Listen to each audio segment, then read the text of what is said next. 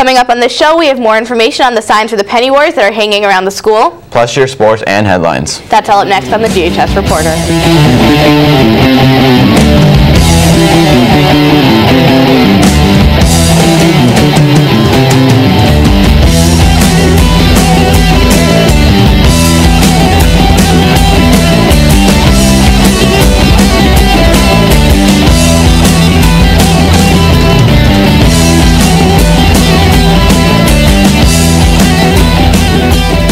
Good morning and welcome to the GHS Reporter. I'm Allison Kurtzman. And I'm Brennan Phillips. We hope you're all having a good morning today, and we're going to start right off with the sports news. You ready? Let's go! Yeah. For those of you that want to know what we're all about, it's like this, y'all. A day after scoring 50 points, LeBron James scored 39 points for the Cavaliers in a loss to the Bulls 107-96. Luol Deng had 23 points for the Bulls. And the Spurs won their 11th straight yesterday, beating the Pacers 108-97. Manu Ginobili had 28 points. And the Houston Rockets also won yesterday their 17th straight, beating the Mavericks 113-98. Tracy McGrady had 31 points.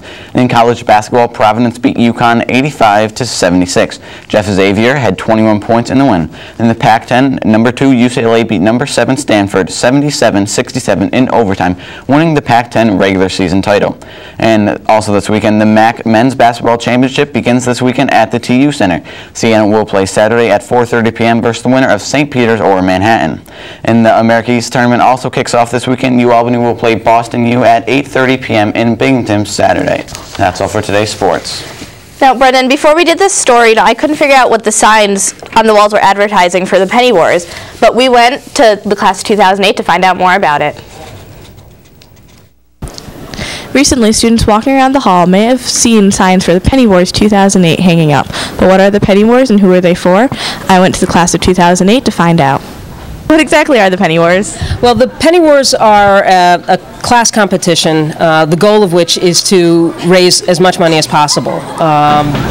Basically what you do is, if you are a senior, you put as many pennies as you have, that would be nice, into the senior jar.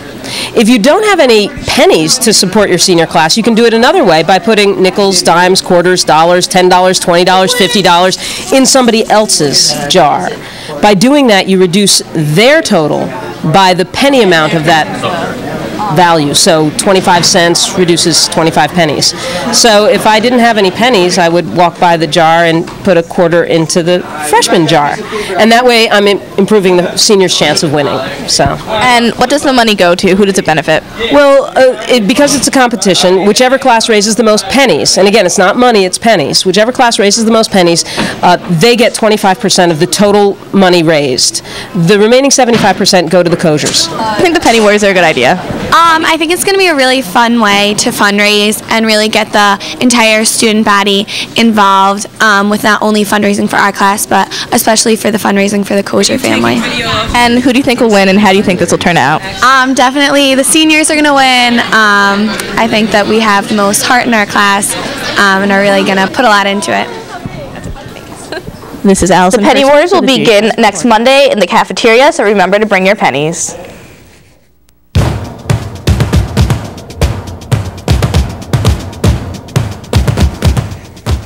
Last night, 53 people were killed and 125 people were wounded in 2 bomb attacks in a Baghdad commercial district in Iraq. A roadside bomb first exploded around 7 p.m., and as people gathered to look and help, a suicide bomber detonated an explosive vest. The explosions occurred during a busy time, as Thursday is the beginning of the weekend for Muslims. Yesterday in Jerusalem, a gunman opened fire on people inside of a Jewish seminary, killing at least 8 people. A police spokesman said that the gunman was carrying 2 different guns and opened fire on innocent students that were studying. Police are still trying to identify the gunman and figure out how he entered the building, which is in a busy residential neighborhood with such little notice. That's it for your headlines for today. Hey Allison, what are you doing this weekend? Well, tonight I'm going out to see the FMS presentation of Guys and Dolls, and then I'm working for the rest of the weekend. What are you doing? I'm hopefully going to see the MAC tournament at the Times Union Center, and hopefully Siena will win. Well, that sounds like it should be fun, and we'd like to remind you all to set your clocks an hour ahead this weekend. And make sure you check your smoke alarms. But that's all the time we have for the GHS Reporter. I'm Allison Kurtzman. And I'm Brennan Phillips. Stay tuned for your announcement. And have a great weekend.